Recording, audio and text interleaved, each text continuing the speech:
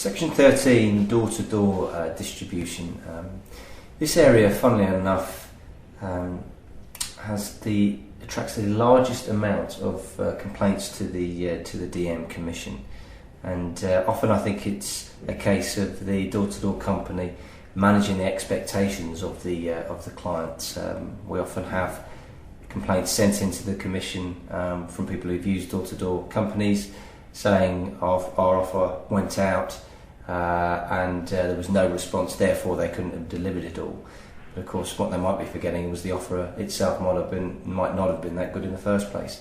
So an area that is important to look at in terms of code compliance. There are still issues within the industry governing this area. So I'll take you through the main points here, but Section 13 is the place to look if you are involved in the door-to-door distribution. First point here about environmental responsibility. Obviously, as a door-to-door provider, you are not producing the piece yourself, but we would ask that you would encourage clients who do produce the leaflets to adhere to the laid out standards in Section 3, the environmental responsibility in Section 3 that was mentioned earlier in the talk. Responsibility for subcontractors, the section here applies equally to whether you're providing the door-to-door services in-house or you're subcontracting. So if you are subcontracting, you need to take responsibility for the subcontractors and their actions here. A part that's new within the code and that's just been brought in within the new 4th edition, the Your Choice preference service.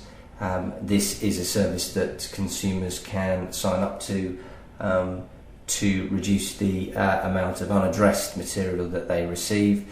So important that if you are involved in door-to-door distribution, that consumers who are signed up to this scheme do not receive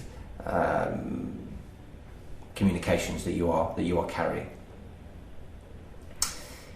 There is a section in here which talks about the distribution structure requirements. Again, if you want to look into further detail here, that's section 13.11, but just to point out that it does differ, the requirements do differ depending on whether you're offering the service in-house or whether you are subcontracting with no direct control of the network.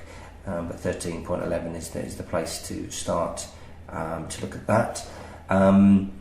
Requirement also here to not make any deliveries that invite crime. By this we mean if you're delivering leaflets through a letterbox, that they are put fully through the letterbox and not stuck halfway through so that they're sort of flapping around in the wind, so that anybody who was casing the joint, as it were, could see that if they were building up that the owners were on holiday.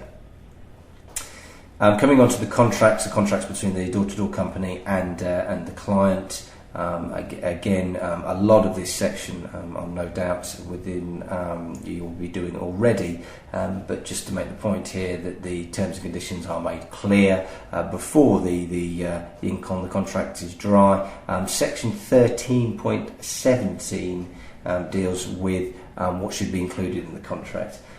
Again, probably running through it, you'll think it's all common knowledge, but just as a pointer of reference, 13.17 reminds you of all the provisions that should be included within that. Fact checking and accountability. This is a really important section within this chapter, and a lot of the complaints that we see at the Commission hinge on whether this is being done or how effectively it's being done. Important to advise the client of the back-checking or quality control procedures before the actual agreement is reached and the campaign takes place. Or if you're using another commercial method of distribution, for example Solus or Royal Mail, those arrangements for back-checking or quality control should be made clear. And subject to the restrictions of the Data Protection Act, you should be able to provide clients after the campaign with the results of the back checking. So obviously you won't be able to provide names and addresses of people. Mr. Smith of Acacia Avenue has or hasn't received it, but you can provide the address itself and whether a house, for example, received a mailing, and this again should be provided to the clients after the completion of the campaign. Other points here to observe: householders' wishes, those who do put up stickers and cards saying please don't deliver any mail by hand, to observe that wish and pass that on to the relevant operative out there doing it.